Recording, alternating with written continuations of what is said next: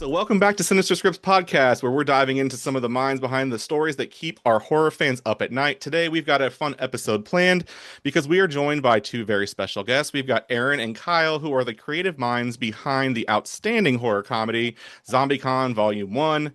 This is a indie zombie gem that I think blends convention culture, cosplay, zombie outbreak into something that I think is very fresh, chaotic, and clearly made by people who love horror, love fandom culture. So we're going to talk about the film, the origins of the film, challenges of bringing that story to life, some of the writing process, and of course, what fans can expect next in the world from ZombieCon. So Erin, Kyle, welcome to the show. We're excited to have you. Yay! Thank you so much for having us. Pumped to be Abs- here. Absolutely. Yes, thank you very much. I have a lot of friends in the horror space who have, had conversations and they're like, do you know how long this film was like in development and production? And I was like, no. And they were like, oh, something like 10 years. Is that what I heard? Is that correct? Yeah, a long time. Production was a breeze in comparison to post-production. It also was a little bit odd because Kyle, both of us, but especially Kyle editing this, was teaching himself how to do everything at the level with which we wanted ZombieCon to be. And then you throw in COVID and a couple of crazy setbacks and finding the right distribution. And we ended up 9 or so years after production, finally getting the distribution we wanted and releasing it. So it took a while, but we got Yeah.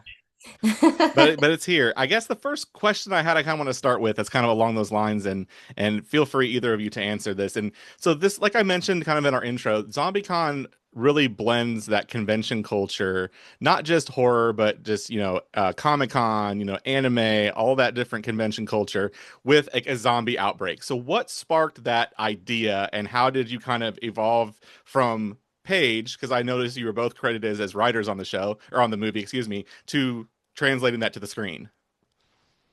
So this started after we had gotten done with like a number of web series and short films and a lot of littler projects that led us to a point where we were like not really finding a foothold Hmm. in how to bring our work to people, right? Finding out years later, it probably had a lot more to do with advertising and marketing Hmm. than, just not producing content.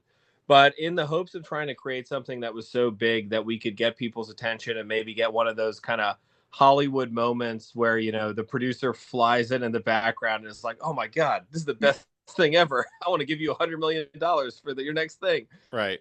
I romanticize that version of events in my mind so many times. We decided that we wanted to do a feature film.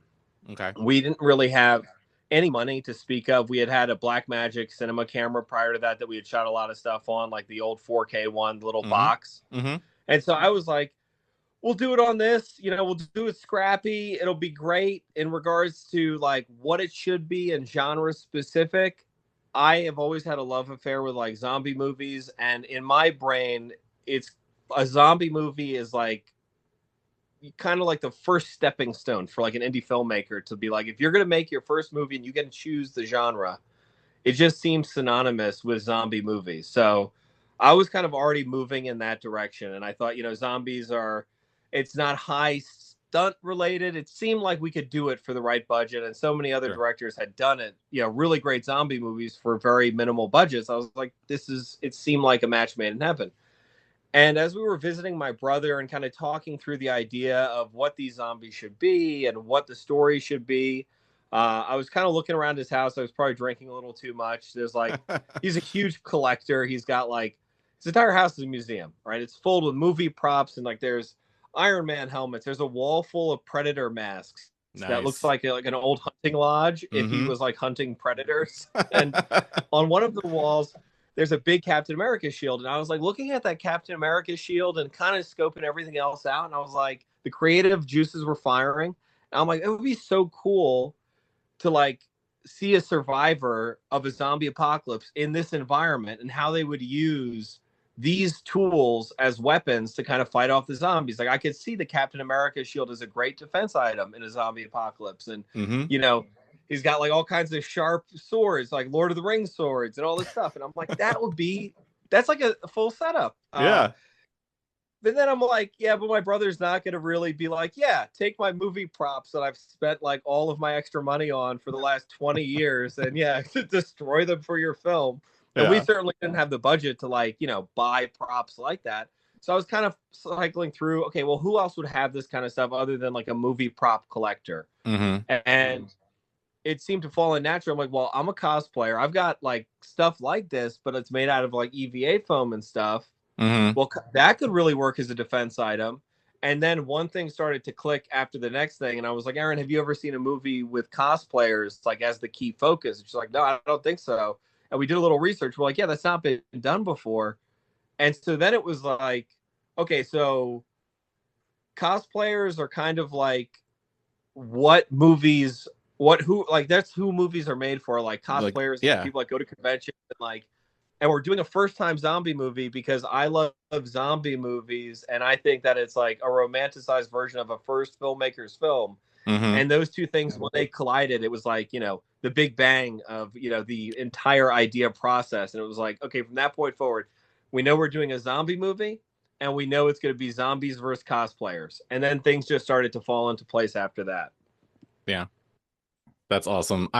It's so funny because like you just said, like it's who usually the convention crew, that's who the movies are for, but putting them into like the role of the heroes and the antagonists, I thought was a brilliant choice.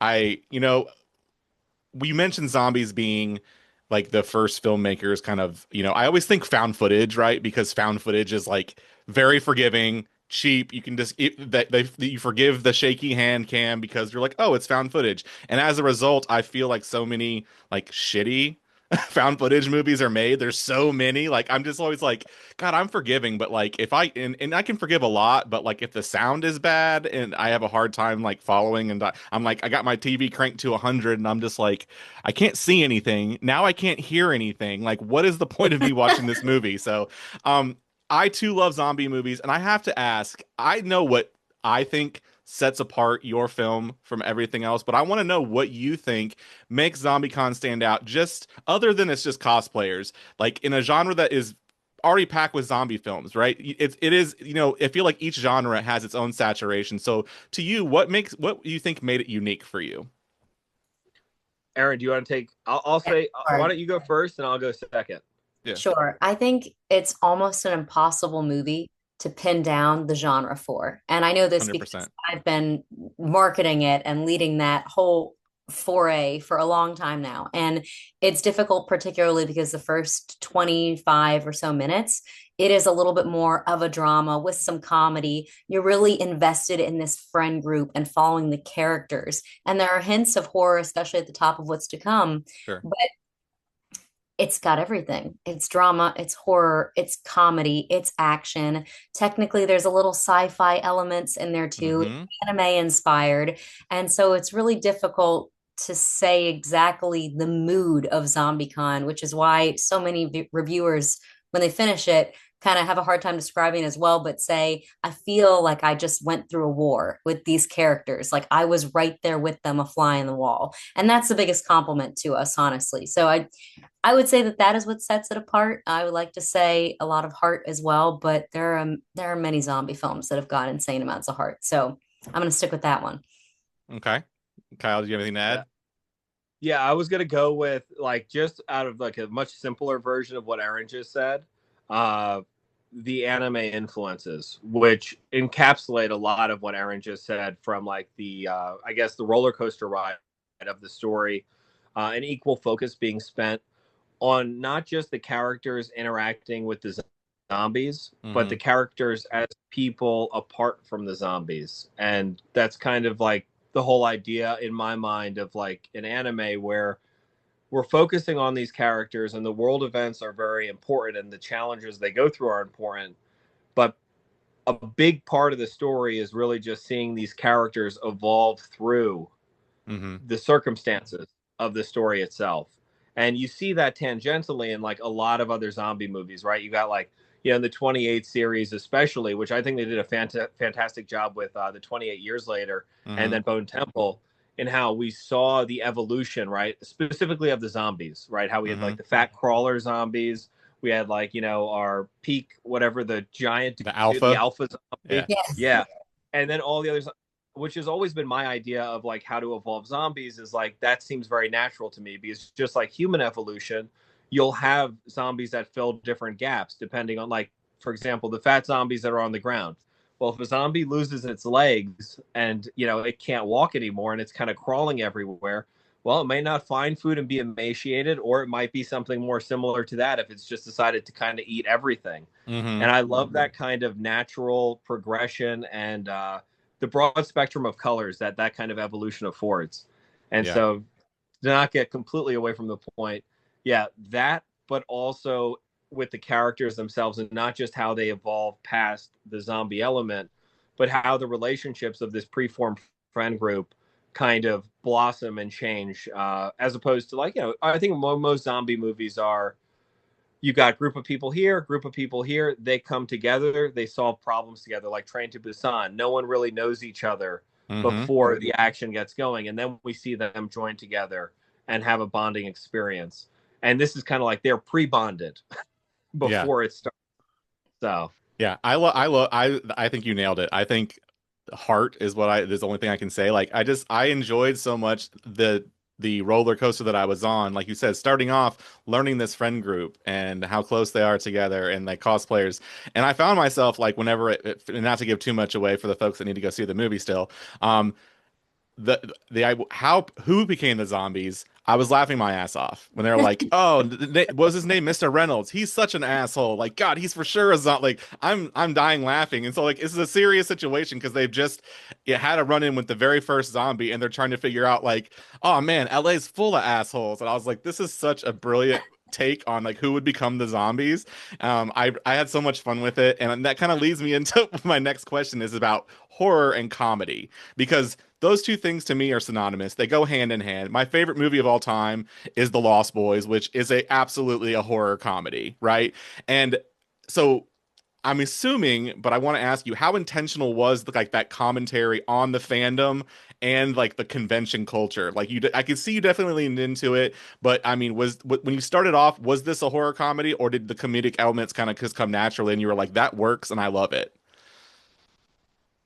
When I'm writing, I try not to. I like movies that are multi-genre, like encompassing, because I feel like the platitudes of the human experience, like each one of us experience on like an average day, anything from and I'm gonna be hyperbolic here, but can experience anything from a deep depression to a super high excitement and everything that fills the gap in between. And that's kind of what I see as like the most beautiful movies are the ones that take and encapsulate the most crazy emotions you could feel and slam it all together, because it's like the most real life that you can get. And even in a super dramatic situation, there is usually going to be comedy, because people need a release even when they're under extreme pressure. It could be the most inappropriate thing ever. It's like someone laughing at a funeral, not because they're laughing, but they're just so overwhelmed with grief or whatever it is, and someone does something stupid, and it's just like your body has that natural release. So just trying to really think about these characters in this, obviously an absurd circumstance, but try to write them as realistically as possible. So a lot of the humor came just from trying to, I guess, massage out as much realism into the script as possible.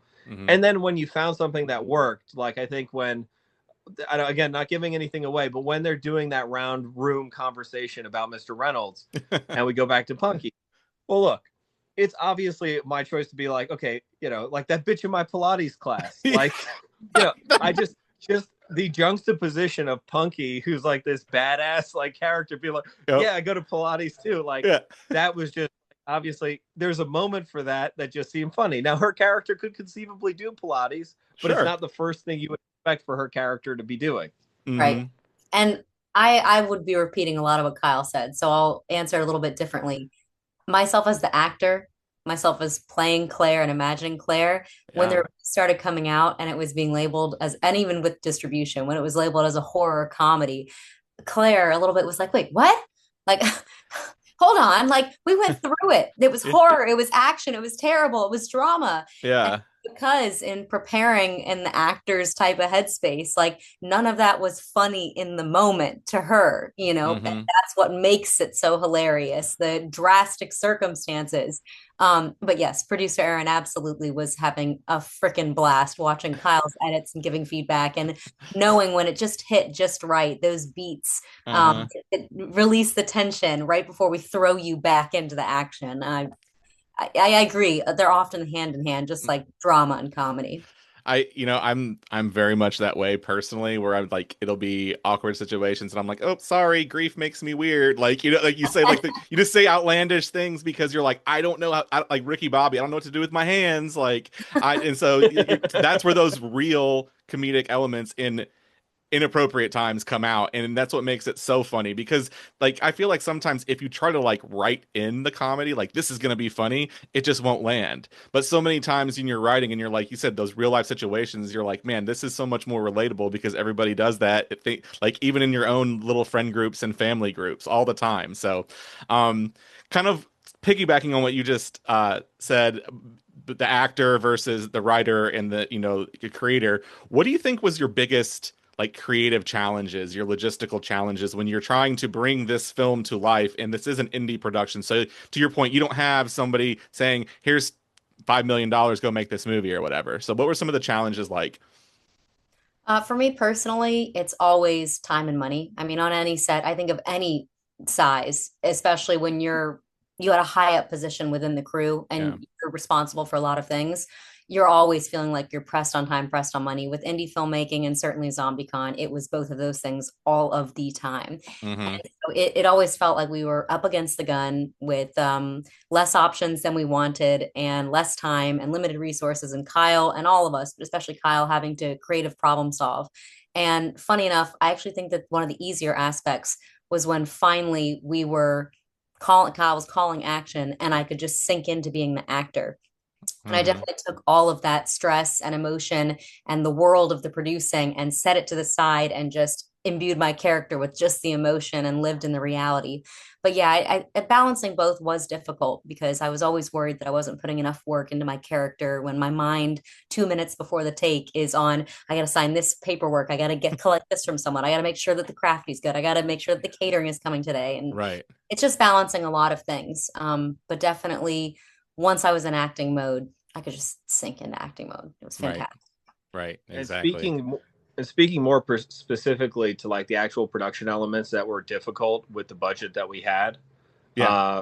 it was definitely for me the killing of the zombies. Mm-hmm. Anytime that we had to like do something that we couldn't do real for real.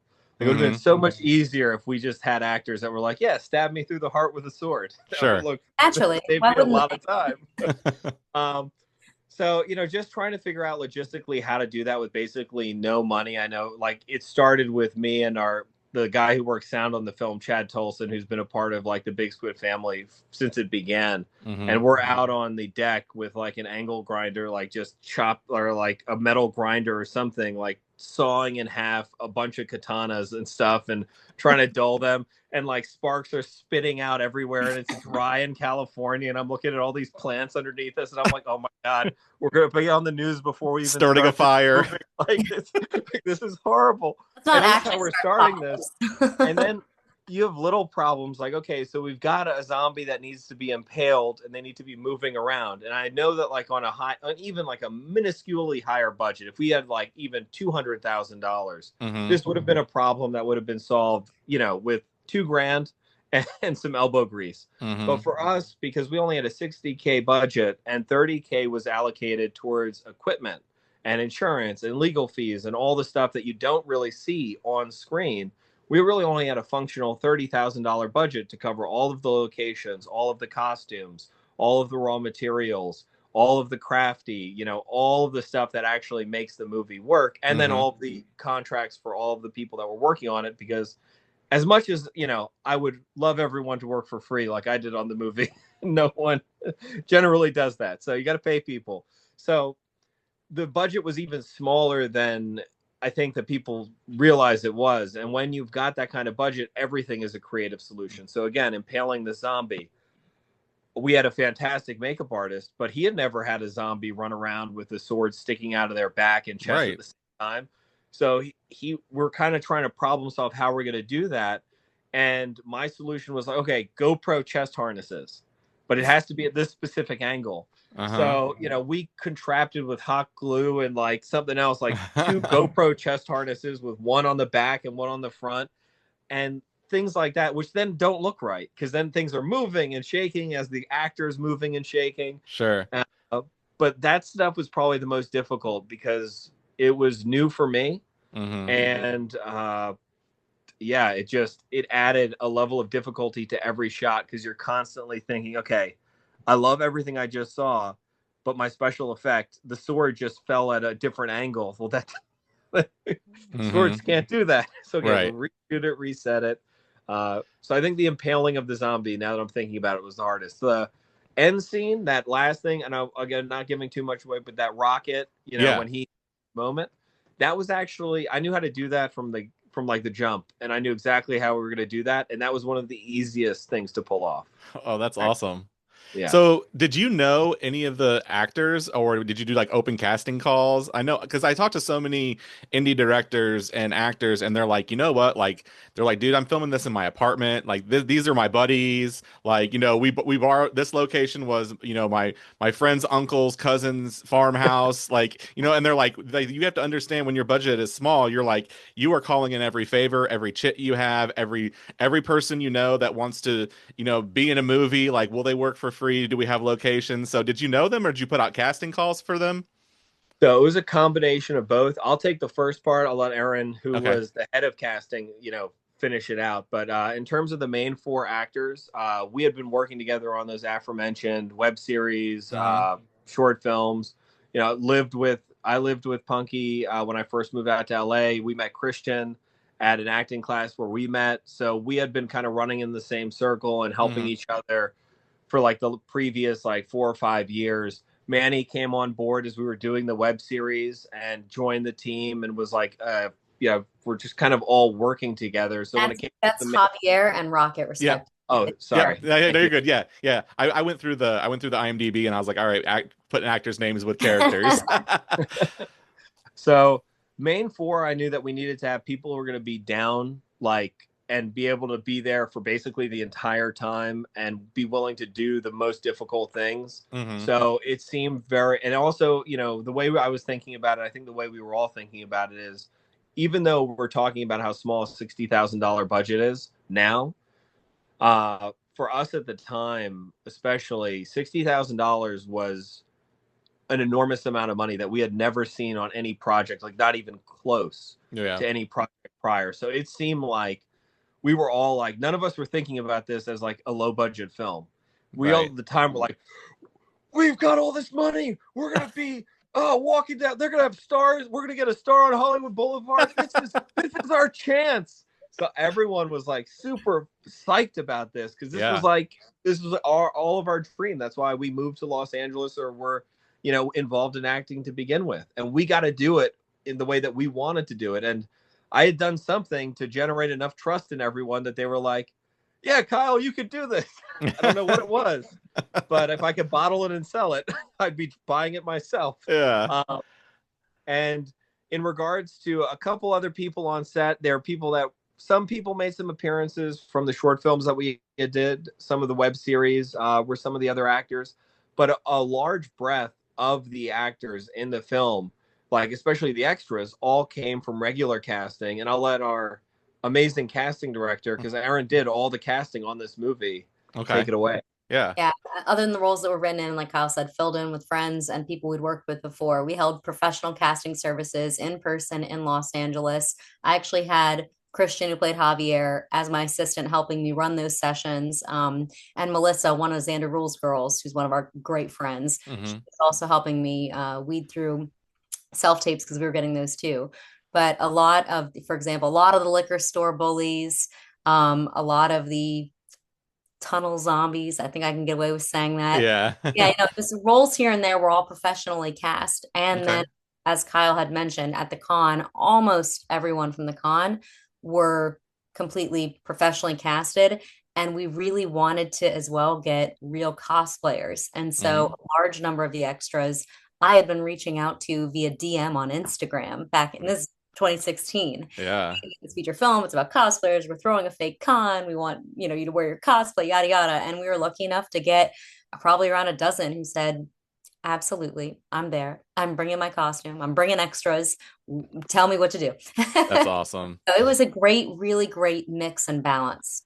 That's awesome. I will say the community is as a whole is very much like that. I've noticed just being in it for the short handful of years that I've been doing the podcast, everyone I've met through cons, whether it's cosplayers, whether it's actors, directors, special effects people, they're just like, yeah, what do you need? When do you need it? How can I help? I can give you this person's name. Like it's such a welcoming community that I'm like, dude, this is like that just it made my choice. Like that was a good choice. Good job, Ryan. Like you made the right choice of being this is what you want to do and hopefully one day make it like a full-time profession. But I'm glad that is it seems like it was quite the production and you got a lot of good people to be a part of the film. So Yeah, absolutely. Indie filmmaking, you got to pull together a great team for crew, especially yeah, cast, yes, but crew because everyone's overtired, everyone's underpaid if they're paid at the time. I mean, right. it's craziness. So you have to all be passionate, and that was part of the casting was figuring out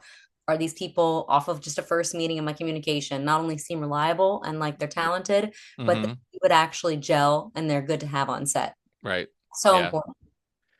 Did And I'll just oh, go oh ahead. sorry. No, go I was ahead. going to finish up because you had mentioned locations, and yes, Yeah. we did film the Rockets apartment was Erin and mine, our apartment. So yeah, we So lived in it for a long time.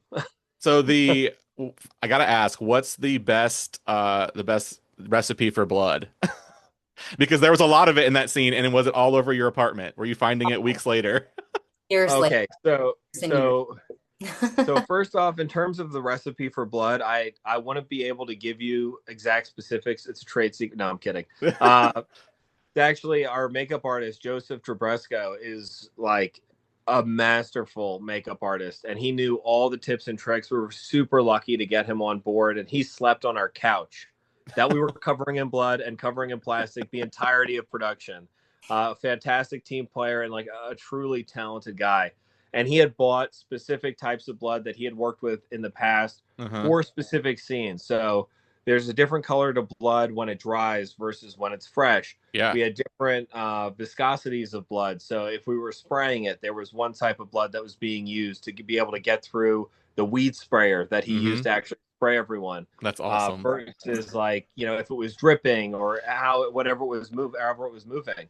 Yeah. So he was responsible for all of that, and he came back I think one day with like 5 gallons of this type of blood, and then like we're gonna use this blood in the mouth, so we got a jar, a thing of this, and then we got some more blood that this is gonna be for this other thing, and then when we cover them up after it's been drying for a couple hours, we'll use this type of blood, and I'm like, just looking at a bunch of blood, I'm like, okay, fantastic, this looks like a zombie movie. I just imagine like getting pulled over and having buckets of blood in your trunk and having to explain that to a police. Like, well, you see, I'm doing a short film and I've got this. This is for dripping and this is for spraying. And he's just like, yeah, okay. I mean, because I've seen so many movies where like literally I'm like, okay, the blood looks bad. Like it just looks bad. And I will say like it looked great. I loved like every single scene, like the first scene, obviously with Claire, where she's just like loses it and it's just everywhere. I was like, I loved how over the top it was. And I was like, and maybe it's just a pet peeve of mine, but if the blood looks wrong, I'm like, this is so off. Like if the color or the viscosity is off, but it looked awesome. So I was just curious about that. Thank you so much. And I will add, because we asked him this question recently, he said that the type of blood that he got and the brand and everything was actually originally developed for the Harry Potter films. That's So it's amazing. like, pro standard. Yeah, very, very, very high class.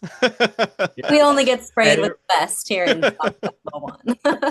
And in regards to finding the blood in the apartment, I will say that when we were moving out of Los Angeles, so this is only about like a year and a half ago, I had a painter come in to the real estate agent was like, we got to paint this place, whatever.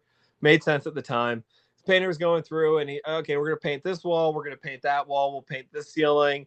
And the real estate agent was like, make sure you tell them to paint all the window shades and all that stuff. I'm like, okay. So I opened putting up curtains, paint this, paint that. I get to a curtain that was behind my desk, and literally this window hadn't been open in forever. And I just pull the curtain in black, and there's just a giant like blood spray like on the wall. And the painter, I thought was gonna like faint. He's like, "Oh, no. What the fuck?" And I'm like, "No, that's fake. That's not real." And I'm like realizing as I'm trying to like fumble over my words and explaining this, that I sound more guilty by trying to explain it than if I had just been like, "Oh no, that's from a movie." But I was like, so like, "No, it's not real. It's not what you think it is." He went home that night and was like telling his wife, his partner, his buddy, like, yeah, I've got a crazy situation. I bet like we flash forward to Kyle sitting in an interrogation room, and it's like, I bet you're wondering how I got here, answering these questions. We had a dead body. So the dead bodies that were in the apartment, we had one of them, or two of them were on the patio where you see them like in the film. And we just left them out there because we were so busy. And I was like, I don't have anywhere to put these things right now. We were walking the dogs one day and I looked up and I saw, a police helicopter. They fly all over the valley. And I'm like, oh shit, Erin, we've got like dead bodies wrapped on our porch. What about the bodies on our porch? That's not a conversation you probably thought you'd ever be having, but that's amazing. Were you inspired by any different specific like zombie movies? Like I know everybody's like, oh, Romero, or whatever, World War Z, whatever it might be, based on, like you said, the different types of zombies. So I didn't know if anything or creators, had inspired and influenced the kind of approach that you decided to take with the look of your zombies. So I tried to make the zombies. So basically, the way that I act as an actor is I learned that you absorb all of the material, you read all the words, you do all of your back work, and then when it comes to the acting portion, you try to throw it away, and you let something organic come to life because of that. So in writing and trying to develop things, I wanted them to both pay homage to everything that I love, but also be completely unique and different. So I tried to take in as many zombie influences as humanly possible, and then in the process of creating them, throw it all away before actually creating them. So it's impossible for me to say, okay, they were supposed to be like this type of zombie or like that type of zombie. I knew I wanted them to be fast and strong because we didn't have the budget to have hordes. And I feel like slow kind of moving zombies are really effective when you've got large breaths of zombies because it makes it more imposing. And it almost feels like a slow moving like tidal wave descending on your characters. We didn't have a tidal wave, but we had a fire hose, and we could spray the characters down with super strong, agile zombies. And so that, I think, was probably very 28, series inspired, a little bit of World War Z, but like specifically your fast, overtly strong zombie type. In regards to the look, I wanted to do something different. I didn't want them to be like decaying flesh because in the movie, of course, it's kind of like it happens almost like the snap of a finger. Right. And it takes a long time for flesh to decay and start falling off. And so I was trying to bake in realism, but also give them a little bit of like just a little bit of something, a little zhuzhing to, make sure we got little monster effects going on. Sure. And I was like, okay, so this is kind of like the evil protruding out of them. And it's boiling up on their skin. So I worked with Joe and I described and drew a bunch of diagrams on like how I wanted these boils to be and how like they would evolve over the course of the film and they would start, basically popping as like this stuff was like oozing out of them. It was the asshole. The asshole was leaking out. Yeah. Exactly. Yeah. The inner evil and like, demonicness or assholery or whatever they were was just kind of oozing out of them. Yeah. And he custom made a bunch of molds. And so all of the latex effects that were applied to the zombies were totally original for ZombieCon based off of, schematics and drawings and, conversations that he and I had. And again, influenced kind of by everything and then by nothing at the same time. Just trying to, again, throw it away before the moment of creation. So that way I don't want to steal anything from anyone, but I also, I'm subconsciously influenced by all the zombie movies that I love because 100%. They run back in my head all the time. 100%. Totally agree. how did you guys approach like the world building? Especially with this being obviously it's very noticeable. It's in the title, Volume 1. Like, is this like a mapping out a larger roadmap? And if there's spoilers here, you can give me what you can give me, but I'm curious as to what the larger universe might entail. So ZombieCon again is written like very much like an anime. I'm sorry, Aaron. Do you mind? I know I No, talked a lot. okay. Okay, sorry. I'm like very excited about this question specifically. Sure. So ZombieCon was always written as almost like an anime breath of a story. So the first movie is like your anime opening season. We've got to know the characters, we got to know the mechanic of the world, and what kind of obstacles our characters are going to face, but giving you a little bit of mystery to say, okay, so there could be something more to what we've already seen, and how will the characters deal with that. And we've written volumes 2, 3, 4, and 5, and the volumes go all the way up to 10. Oh, wow. And then kind of like the story continues, and there are a lot of deep-seated elements that aren't even touched upon in ZombieCon Volume 1 that basically lengthen and expand the lore of the world throughout those volumes. But it's very much like an anime. It's drip fed in through each movie. You get a little bit more about those elements. And the movies and the stories, the thing that seams it all together, it's the main 4 characters who continue to evolve and change and maybe die. I don't know. We'll have to see. And make their way through the continuously perilous world that's been created by, Claire's choice. Yeah, way to go, Claire. Thanks. Thanks for the call out there. That's what I thought I was so appreciative of, was the idea of like, this started with cosplay. These are costumes they're wearing. They're going to conventions, and as the movie progresses, those costumes become very real, and they become like the heroes that they're wanting to portray. They realize it was them all along. And I think that's what was like so much heart to it, because I was like, man, like you like in the beginning when it was like, oh, the nerd, loser, weirdo, like, you know what, like, no, like they aren't that. They have this in them all along, and they are these heroes, and they can do these awesome things. And yes, I at the end, I'm not going to spoil it, but there's a little bit of, I would say, kind of a cliffhanger where you're like, oh, what's good, and then it's kind of over. So it's like, I love that kind of segue into like, there's more story to come, not just with the main characters, but with, characters adjacent to the main 4. So I'm excited to see what the world holds, and, what the universe, might bring us in the future. Well, Kyle has already written and I've edited his screenplays for ZombieCon 2 through 5, and he's mapped out all the way through 10. So we have a lot still of road left to tread here, and we're very hopeful that we'll be in pre-production on Volume 2 by the end of this year.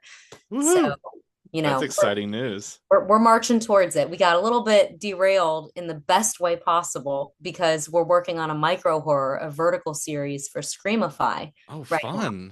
fun. And that's been started this whole year. Yeah, we'll shoot you a screener if you're interested. Yes, absolutely. In the next, well, hopefully month or so. But that was super exciting. And then we have to wrap up post-production. Kyle's almost done with an edit on a feature film that we shot at the top of last year that we paused because of ZombieCon marketing. So we've got things stacking up, but ZombieCon 2 is also definitely our focus, and where we're really hopeful by the end of this year we'll be having some crazy cool announcements. That's awesome. Are you guys crowdfunding at all, or doing any sort of, is this all self-funded still, or? It will depend. We're talking with a couple different people right now, looking at a couple different situations. So we can't really speak too much more on it, but that's definitely in the mix as well. Awesome. That's exciting news. And I'll give a little like Easter egg for Volume 2 without giving anything away. It takes place after a time skip, so to be determined, but about 6 to 10 years time skip.